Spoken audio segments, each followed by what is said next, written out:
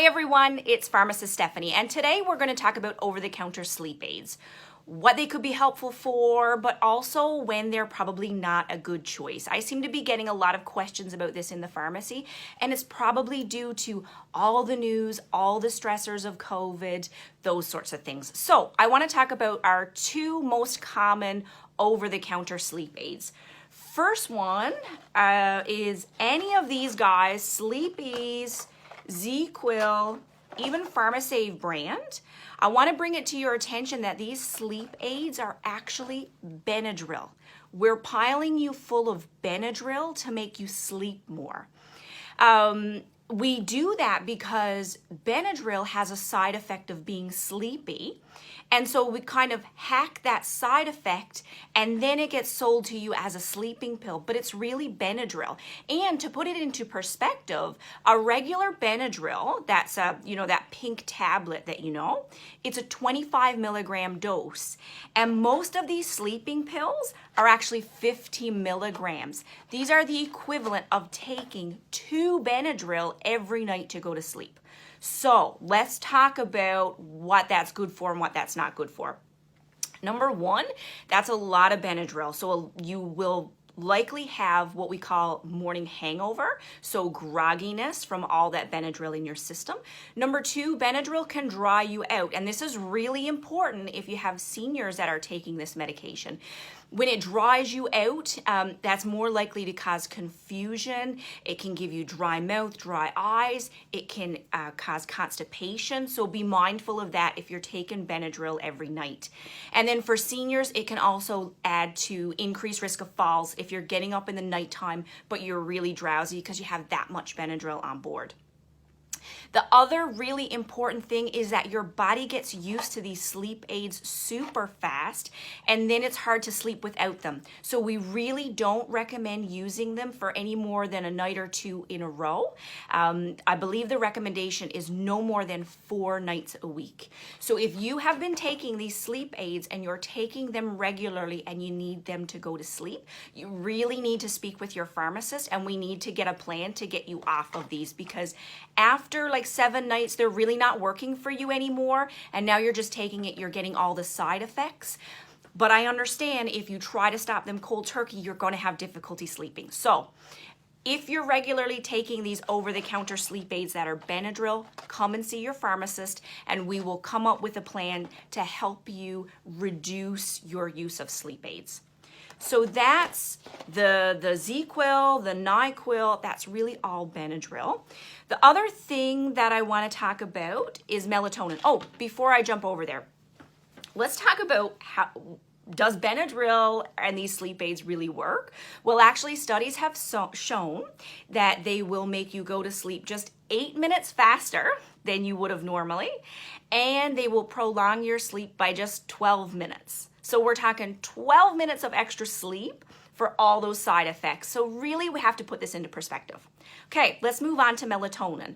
So looking at the same efficacy, melatonin is really only shown to be helpful in helping you fall asleep. Doesn't have a lot of evidence for keeping you asleep. So if your trouble is that you're having difficulty getting to sleep in the nighttime, or you're finding you're awake later, or maybe you wake up early in the nighttime, then maybe melatonin is a good idea. Melatonin you can pick up in any pharmacy. We have Pharmacist brand melatonin. It's actually something that is naturally in your body.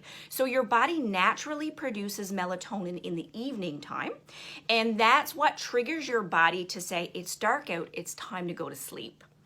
The interesting fact is that all these screens and all this blue light actually reduces your body's ability to make its own melatonin. So if you've ever Googled anything about sleeping in the nighttime, you've probably seen talk about not using iPads, e-readers, laptops, TVs, none of those things in the nighttime, because the light emitted from that fools up your sleep-wake cycle and turns off your body's natural melatonin. So I will be putting a link about things that you can do as well, but keep in mind you want to turn those screens off well before bedtime, probably at least an hour before you try to go to bed. Melatonin will help you get to sleep a bit faster. So it's a natural product. It is something that your body naturally makes. So we're going to try to augment that system. Melatonin is best taken an hour or so before you even get in the bed. And that's because we're trying to mimic the body's natural release of melatonin. You'll see there are all kinds of doses. For adults, typically the 5 milligram dose is as effective as a 10 milligram dose. So no need to go to the higher dose. 5 milligrams, maybe an hour or so before bedtime. Hopefully that will help you get to sleep a bit quicker. This is not the same as Benadryl. It doesn't have the same risk of this ongoing need to have melatonin in your system. So you can take it more regularly. You can take it for several nights in a row to try and reset that sleep-wake cycle. Another thing that I want to chat about was Gravol.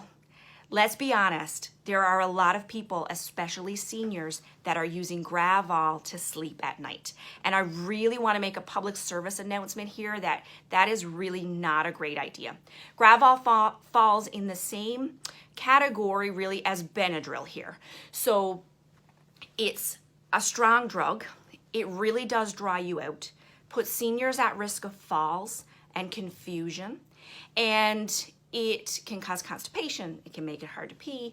The other thing is, just like Benadryl, your body gets used to it really quickly. So if you're a regular Gravol taker and you're taking Gravol every night, let's be honest, the Gravol is not helping you sleep anymore, but your body is so used to it that if you have a night without it, you're going to make it difficult. It's going to be hard to sleep. So you really need to see your pharmacist, and we need to get you a plan to get you off that Gravol, because they do have side effects. They do have drug interactions. The other major thing when it comes to sleep is making sure you're set up for sleep. If you have things that are going on, maybe you need to do some journaling at night to get those things out of your head and onto paper.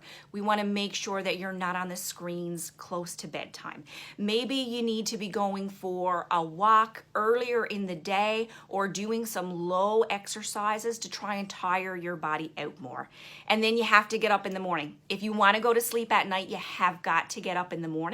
Interesting fact is that melatonin and vitamin D, they often work in conjunction. So if you're taking melatonin at nighttime, it's a good idea to take vitamin D in the morning, and they kind of feed off each other. Melatonin is a nighttime vitamin, we'll say, and vitamin D is a morning sunshine vitamin. So by using the two of those together, we can help to regulate your sleep-wake cycle so that you're awake when it's daytime and you're sleeping when it's nighttime. Hope that was helpful. Always, always, always, if you have questions, if you're having trouble sleeping, if you want to pick something up off the shelf, be sure to ask your pharmacist first. These drugs can have drug interactions. We might need to do some dose changes if you're a senior or if you're taking other medications. And then also, talk to your pharmacist if you're having trouble with sleep aids, if you're taking them all of the time. That's really not the goal, and I think that we can work together to get you a better plan to help you sleep better at night. All right, guys, take good care.